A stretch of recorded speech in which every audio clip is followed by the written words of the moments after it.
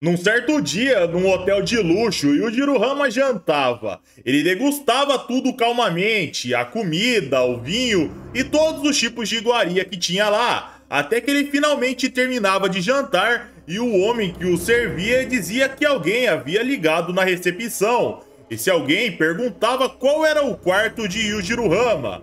O ogro perguntava, certo, mas quem era? O homem dizia que o telefone foi desligado antes mesmo dele perguntar.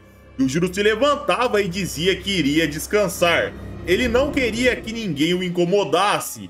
O ogro entrava no seu quarto e os funcionários se impressionavam. Aquele homem havia comido uma quantia que apenas 10 pessoas conseguiriam comer. O que era ele? Era um humano?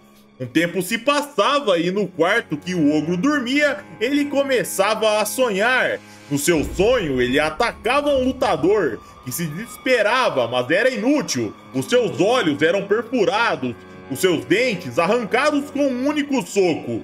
E assim seu sonho acontecia. Ele golpeava e matava, arrancava a orelha e de um a um, todo mundo era trucidado.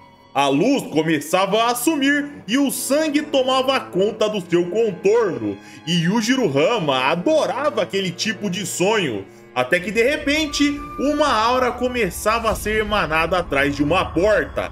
O ogro abria os seus olhos e se levantava. Ele ia até a porta e a aura emanava através de lá. O ogro dizia, eu conheço essa aura. Deve ser o Doppo. Ou será que é? Ele não completava a sua frase. Sério, ele abria a porta, porém ao forçar, ele não conseguia girar a maçaneta. Ele dizia, que merda é essa? A maçaneta está sendo girada no sentido contrário? Que força é essa? O ogro se assustava com aquela potência e continuava. Que força incrível! E nessa hora alguém falava do outro lado da porta. Hama Yujiro. O ogro se assustava. Quem estava lá? Não era Doppo. De repente, a porta era golpeada. O ogro via aquela potência e pensava, espera aí, ele socou através de uma porta de aço? De repente, inúmeros golpes chegavam na porta e ele sorria. O ogro devolvia o ataque chutando. Ele abria a porta, porém o corredor estava vazio. Ele olhava de um lado para o outro, via uma porta de saída aberta e em fúria ele ia atrás. Porém, nada era encontrado. A cena cortava para a mansão de Tokugawa. Lá ele conversava com o Baki. Ele dizia que no dia da luta de Doppo e Yujiro, ele planejava que Baki fosse o evento principal. E ele tinha um oponente incrível para o campeão. Ele nunca tinha lutado com alguém desse tipo. Na verdade, e além, Baki seria o primeiro ser humano a experimentar tal arte marcial. E o campeão perguntava, impossível, vocês vão colocar um alien capturado pela NASA para lutar comigo? E Tokugawa continuava, Baki, talvez não possamos chamar seu estilo de arte marcial. O campeão se interessava e Tokugawa começava a dar muita risada. Ele dizia, ambos devem estar surpresos agora, Doppo e Yujiro Hama. A cena cortava para um circo. Naquela noite, os animais repousavam bem tranquilamente. Um homem pegava chaves e caminhava. Ele puxava um pano e um tigre enorme avançava. Sem hesitar, rapidamente o homem pegava a chave e abria. O tigre tomava um susto, porém se preparava. Aquele cara abria uma jaula como se tivesse um gatinho na sua frente. Até que ele saía e fazia a guarda. Era como ele chamasse a fera. O tigre avançava e a cena cortava para o outro dia. Lá, a polícia investigava o ocorrido. O circo havia sido invadido. O palhaço do lugar ficava preocupado. Um tigre com mais de 400 quilos havia sumido. E nessa hora, o policial recebia uma ligação. O cadáver de um tigre havia sido encontrado.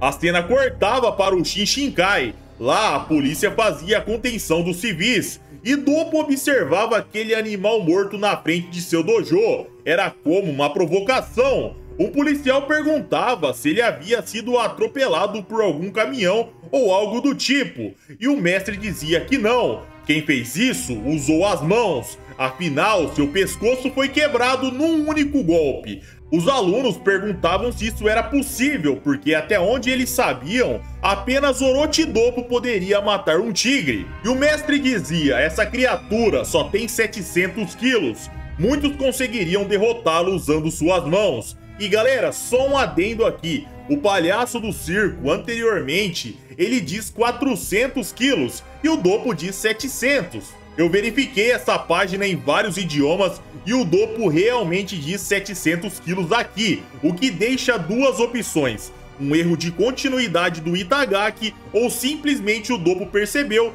que o animal tinha tal peso e o palhaço estava errado. Mas enfim, a cena cortava para um homem fazendo uma corrida.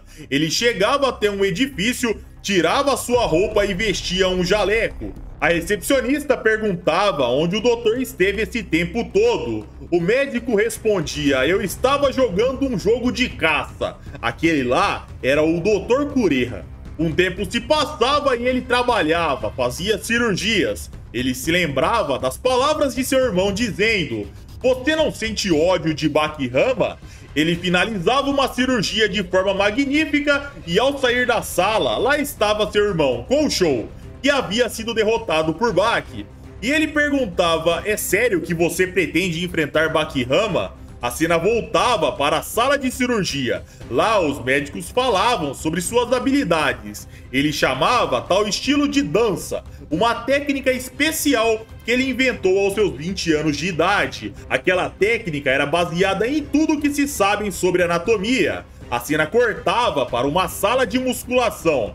Lá alguém adicionava muito peso e os alunos da academia se perguntavam, espera aí, tem pelo menos 500 quilos naquela máquina de agachamento? E sorrindo Kureha dizia treinando, eu recuso, Koushou, eu não pretendo te vingar. Enquanto agachava facilmente com meia tonelada, ele continuava, eu apenas desejo mostrar o resultado dos meus trabalhos no mundo da luta, nada mais. Você aprendeu o Karate Himokiri. Porém, eu sou diferente, eu tenho um corpo de um super-humano, faço as coisas do meu próprio jeito, o meu corpo é perfeito, podemos dizer que a minha explosão é como a de um boxeador peso pesado, eu me movo como um velocista de ponta, sou flexível como um wrestler e eu tenho a resistência cardíaca de um maratonista. Ou seja, o meu corpo é perfeito, ele tirava sua roupa e continuava. Na verdade, o meu corpo é supremo, fora minhas habilidades que estão em pés de igualdade com o maior artista marcial do mundo. Nesta hora, Koushou dizia que sim, o corpo de seu irmão estava além de tudo, ele era um super-humano realmente. Seu estilo era mais perigoso que o seu próprio karatê. E nessa hora algo chamava a atenção dos dois. Um homem perguntava, quem é esse merdinha aí? Ah sim, eu ouvi dizer que você é o único japonês capaz de levantar mais de 1 tonelada. Mas me diga, que tal fazermos uma competição de supino para ver quem levanta mais peso? Nessa hora, Koushou se assustava. Aquele homem sabia da potência do seu irmão e mesmo assim o desafiava, ou seja, poderia ser perigoso. Ele fazia guarda, porém Kureha o impedia. E o doutor dizia, cara, os seus músculos são patéticos, eles são músculos da pior espécie, são feitos apenas para mostrar para os outros, não são funcionais. Com esse nível de muscularidade, você iria ficar cansado depois de levantar uma mera janela. Ao falar isso, um golpe em cheio chegava no meio da cara do doutor. Seu irmão, Koushou, queria atacar, porém Kureha gritava para ele se acalmar e sorrindo ele continuava. Eu quero que você diga para a polícia que seu irmão quase foi morto.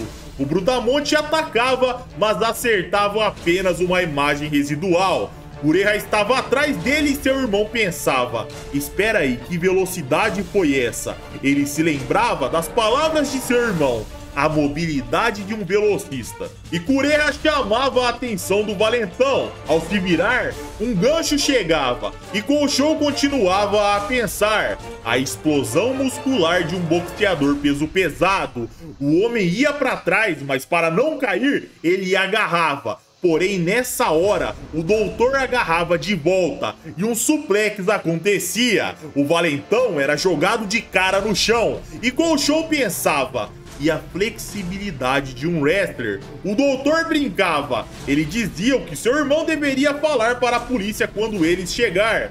Eu poderia ter sido morto aqui com esses golpes. A cena cortava para a casa de Doppo. Lá ele ficava pensativo. Ele dizia: é amanhã. O grande dia finalmente chegou. A cena cortava para um prédio agora. Da janela, o ogro observava a cidade. Ele aguardava ansioso para o dia seguinte chegar.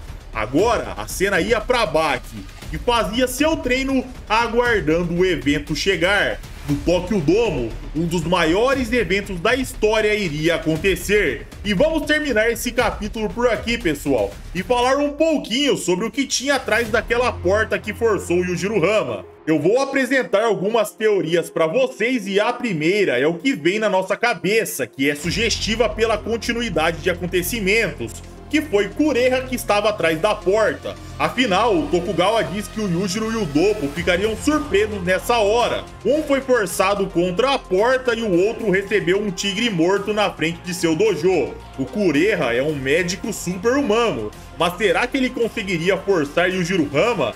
Ele levanta mais de 1 tonelada facilmente. E ao meu ver, galera, a resposta é que obviamente não é ele. Olhem aqui na tela o tanto que o Kureha se ferrou ao tentar forçar o Jack. A facilidade que o filho mais velho do ogro contornou a sua força implica pra mim que ele não conseguiria forçar Yujiro Hama. Muitos podem falar que pelo fato de que foi no passado, isso pode ter acontecido. Porém, galera, a grande verdade é que não é tão passado assim. Esse Yujiro é um pouco anterior dos acontecimentos do Baki da primeira temporada. Obviamente, o Yujiro ele fica mais forte a cada temporada. Porém, eu acredito que não teve um grande aumento de poder. Então eu concluo que o Kureha não é. Se o Jack subjugou o doutor facilmente em força, o Yujiro não seria forçado por ele. Seria um sonho? Yujiro estava dormindo. Será que ele queria tanto um oponente forte e acabou sonhando com o ocorrido e confundindo com a realidade? É possível, porém eu descarto, galera. Eu acho que não é isso. Ou será que foi o Doppo? Afinal, ele estava nos seus últimos dias de auge. O ogro diz que poderia até ser sua aura atrás da porta, porém, ao meu ver, não é. Primeiro que não faria sentido o Doppo fazer isso, e quando a voz chama o ogro atrás da porta, o Yujiro pergunta quem é. Então a gente conclui que não era o Doppo. E agora, galera, vai para inúmeras teorias sobre quem era, das mais viajadas possíveis até as mais lógicas.